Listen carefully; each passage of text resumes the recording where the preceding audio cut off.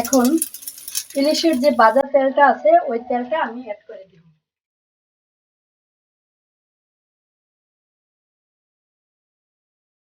এখন পেস্টটাকে আমি ভালোভাবে ভেজে নেব। আমি আদা এবং রসুন এবং দুধ দিয়ে ভালোভাবে এটাকে প্রায় 2 থেকে 3 মিনিট কষাবো, তারপরে মাছটা অ্যাড করে দিব। এদিকে মশলাটা কিন্তু কষানো হয়ে গেছে। আমি এখানে 1 চা চামচ পরিমাণ ঘি অ্যাড করে দিলাম, আর কয়েকটা কাঁচামরিচ অ্যাড করে দিব একটু ভেঙে মাঝখান দিয়ে। আর এখন মাছটা অ্যাড করে দিব। এখন ভালোভাবে আমি মাছটাকে এই মশলাটার সাথে প্রায় 10 মিনিটের মতো কষিয়ে নিব।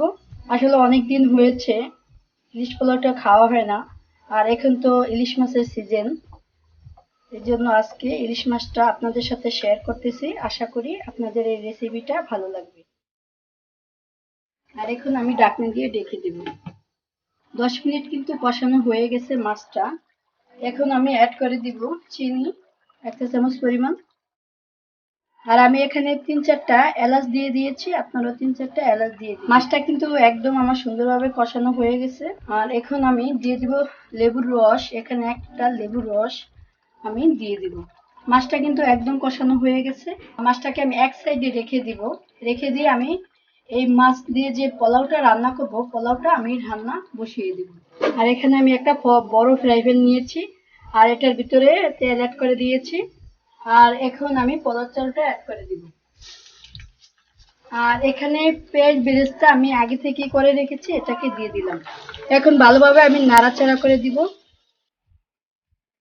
এখানে আদা এবং রসুন বাটা অ্যাড করে দিব 1 চা চামচ করে।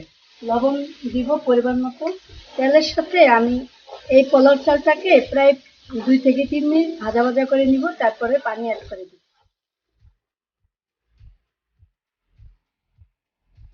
চালটা কিন্তু তেলের সাথে আমি ভালোভাবে বেজে নিয়েছি। আর এখন আমি দিয়ে দিব পানি। আমি আগে থেকে গরম পানি এক চুলাতে গরম করে নিয়েছি, এখানে আমি প্রায় 1.5 লিটার পানি অ্যাড করে দিব।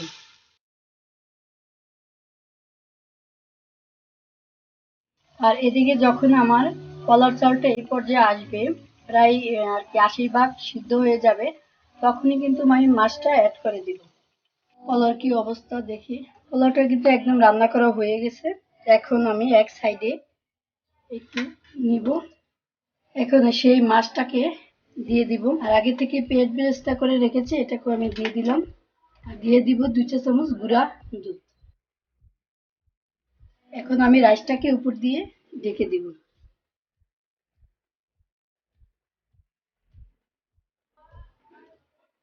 4টা কাঁচামরিচ অ্যাড করে দিলাম। এই তো আমার ইলিশ পোলাও রান্নাটা কিন্তু একদম হয়ে গেছে। আর এখন আমি 2 থেকে 3 মিনিট ভাপে রেখে দিব, তারপর আপনাদেরকে সাজিয়ে দেখাবো। দেখতেই পাচ্ছেন ভিউয়ার্স, আমার কিন্তু ইলিশ পোলাওটা রান্না করা হয়ে গেছে। দেখতে যতটা সুন্দর হয়েছে, খেতে কিন্তু অসাধারণ মজা হয়েছে। আসলে আমার মতো ট্রাই করে আপনারা খাবেন, দেখবেন যে রান্নাটা কত মজা হয়। আশা করি বরাবরের মতোই আমার এই সহজ রেসিপিটা আপনাদের কাছে ভালো লেগেছে। আর আমার এই চ্যানেলটা যারা সাবস্ক্রাইব করেছেন তাদের জন্য অনেক অনেক শুভেচ্ছা ও ভালোবাসা। আর যারা করেনি তারা অবশ্যই কিন্তু করবেন, আর এভাবেই রান্না করে খাবেন। আর আমার এই সহজ রেসিপিটা ভালো লাগলে অবশ্যই কমেন্ট করে জানাবেন রান্নাটা কেমন হয়েছে। সবাই ভালো থাকবেন এই কামনায় বিদায় নিচ্ছি। আসসালামু আলাইকুম, আল্লাহ হাফেজ।